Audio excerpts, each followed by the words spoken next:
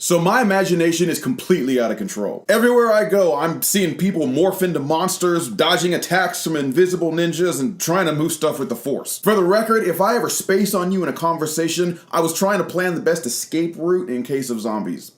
Yeah. So my imagination and I have always loved anime, and the crazier the better. Rarely will I watch an anime that doesn't have soul reapers or giant robots in it. But I have found an anime that doesn't have any of that stuff that I absolutely adore. I'm Gary Mitchell, and I'm here to tell you about Your Lie in April, a 2014 anime show based on the manga series of the same name. It tells the story of Arima Kosei, a child prodigy piano player, due largely to his abusive and relentless mother. But when his mom dies of an illness, it totally breaks Kosei's psyche to the point where he can no longer hear the sound of his own piano playing. He quits the instrument for years until he meets Kaori, a dynamic and free-spirited violinist whose sheer passion for music drags him back on stage, forcing him to face his unresolved issues with his mom's death. The show is a beautiful and brilliant look into why musicians do what they do, why performers choose to face their fears over and over again by getting up on that stage. The animation is gorgeous and perfectly complements the tone of the show. They also do some cool visual things to reflect what characters are hearing or experiencing.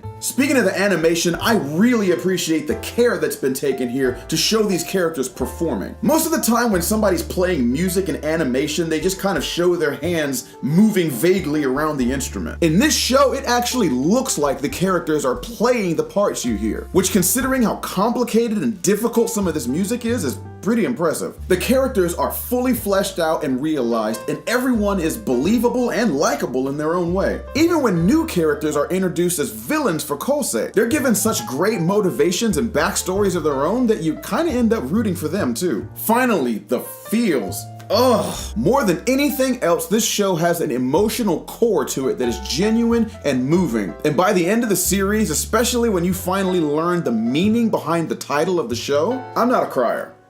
I don't cry. It doesn't happen to me. And by the time the credits rolled on that last episode, I was like,